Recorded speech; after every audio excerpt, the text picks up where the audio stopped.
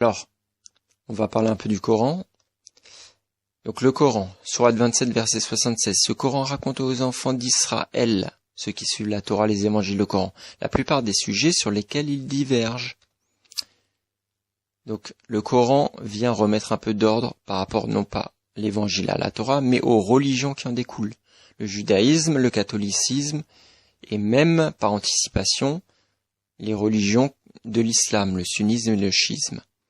C'est-à-dire que pour Dieu dans le Coran, pour la source, pour Allah, Allah c'est Yahvé de la Torah, c'est Yud-Ké Vav-Ké, c'est le Dieu des évangiles, Dieu le Père dans les évangiles.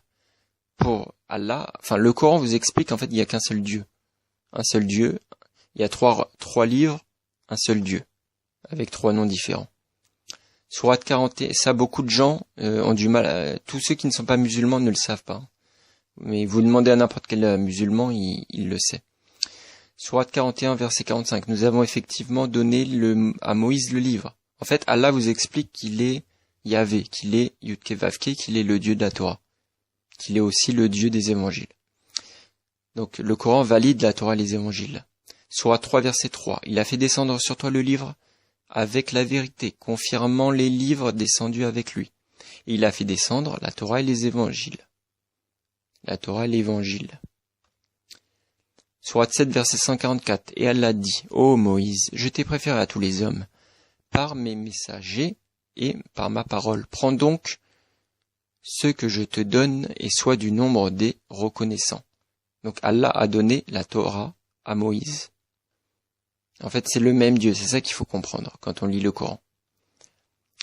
Sourate 5, verset 46, et nous avons envoyé après eux Jésus, fils de Marie, pour confirmer ce qu'il y avait dans la Torah avant lui. Et nous lui avons envoyé l'évangile où il y a guide et lumière. Pour confirmer ce qu'il y avait dans la Torah avant lui. Il y a un guide et une exhortation pour les pieux.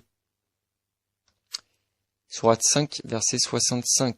Si les gens du livre, ceux qui suivent la Torah, les évangiles, le Coran, avaient la foi et la piété, nous leur aurons certainement effacé leurs méfaits et nous les aurons certainement introduits dans les jardins du délice. Verset 66. S'ils avaient appliqué la Torah et l'évangile, et ce qui est descendu sur eux de la part de leur Seigneur, ils auraient certainement, etc. Donc le Coran valide la Torah et les évangiles et nous exhorte que ce sont une lumière et un guide pour les gens. Sourate 5, verset 68 dit « Ô gens du livre, vous ne tenez sur rien tant que vous ne vous conformez pas à la Torah et à l'Évangile, et ce qui a été descendu à vous de la part de votre Seigneur. » Sourate 5, verset 44. Nous avons fait descendre la Torah, dans laquelle il y a guide et lumière. C'est sur cette base que les prophètes, etc., etc. Le problème, c'est que les religions ont évidemment foutu le bazar avec ça. En fait, les religions sont communautaires. Les religions, elles vous disent, non mais, chaque livre c'est une religion et tu rejettes les autres religions, tu rejettes les autres livres. Sourate 5, verset 13, ils détournent les paroles de leur sens et oublient une partie de ce qui leur était rappelé. Tu ne cesseras de découvrir leur trahison. C'est-à-dire que le Coran vient dénoncer le mauvais comportement qui a été fait de la part du judaïsme et du catholicisme envers la Torah et les évangiles.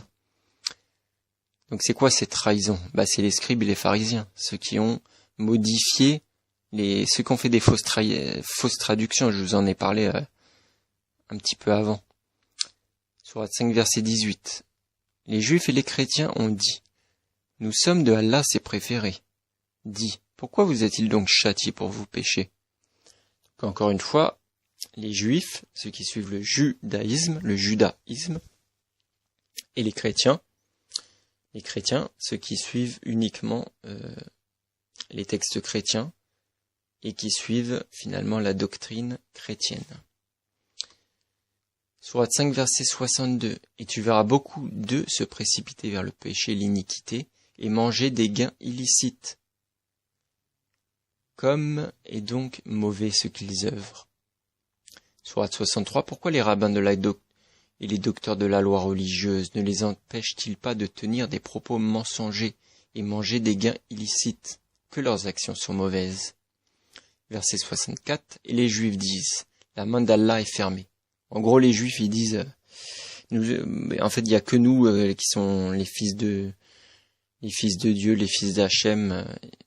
Dieu n'est qu'avec nous. C'est que la parole de la Torah, il n'y a rien d'autre. On nous dit que leurs propres mains soient fermées. Pour les Juifs qui sont dans l'exclusivisme. C'est ça que vient dénoncer le Coran.